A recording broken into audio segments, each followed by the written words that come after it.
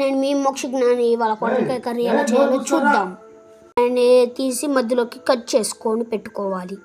బాగా మధ్యలోకి కట్ చేసుకొని పెట్టుకోవాలి. ఇలా కట్ చేసుకొని పెట్టుకోవాలి. దీని లోపల ఉన్న గింజలను వేరు చేసుకోవాలి. ఇట్లాగా విత్తనాలు లేకుండా తీసుకోవాలి. వీటిని మధ్యలోకి ముక్కలు చిన్న చిన్న ముక్కలుగా కట్ చేసుకోవాలి. ఇట్లాగా అన్నిటిని కట్ చేసుకొని పెట్టుకోవాలి. ఆ తరువాత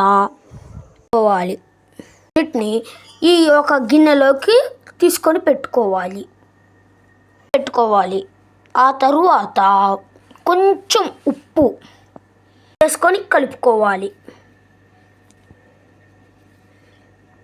మొత్తం శుభ్రంగా కలుపుకోవాలి. ఒక బాండీని తెచ్చుకొని స్టవ్ మీద పెట్టుకోవాలి. నూనె వేసుకోవాలి. స్టవ్ వెలిగించి పెట్టుకొని ఇలా కొన్ని తాలింపు గింజలు, కొంచెం పసుపు పెట్టుకోవాలి. ఆ తర్వాత 1 లేదా 2 ఉల్లిపాయలను కట్ చేసుకొని పెట్టుకోవాలి. చేసుకొని దీంట్లో వేసుకోవాలి.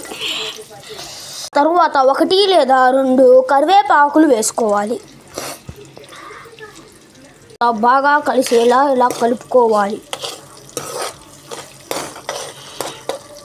మనం ముందుగా కలిపి పెట్టుకున్న గట్టిగా పిండి ఈ గిన్నెలోకి పెట్టుకుందాం. ఒడుచుకోవాలి, అంటే నీరు లేకుండా చేసుకోవాలి. వేసుకున్నాక ఒకసారి కలుపుకోవాలి. ఆ తరువాత సిమ్లో ఉన్న ఫ్లేమ్ని హైలోకి పెట్టుకోవాలి. హై ఫ్లేమ్లో ఉంచుకుంటా మధ్యలో కలుపుకుంటా ఉండాలి. సేపు హైలో పెట్టుకొని ఉడికించుకున్నాం. ఆ తరువాత ఒక 10-15 నుంచి 20 నిమిషాల పాటు సిమ్లో పెట్టుకొని ఉడికించుకోవాలి. ఉడికిన తర్వాత ఒక్క ఉప్పు టేస్ట్ చేసి చూడాలి. ఇంట్లో ముందేగానే వేసుకున్నాం, సరిపోలేదని నేను ఇంకొంచెం ఎంత వేస్తున్నాను. తర్వాత కొంచెం కొబ్బరి కారం వేసుకోవాలి. వేసుకున్న తర్వాత కొంచెం మీడియం ఫ్లేమ్లో పెట్టుకొని 2 నిమిషాలు ఉడికించుకుంటే అయిపోతుంది. అయిపోతుంది పొట్లకాయ కూర. Please like and subscribe.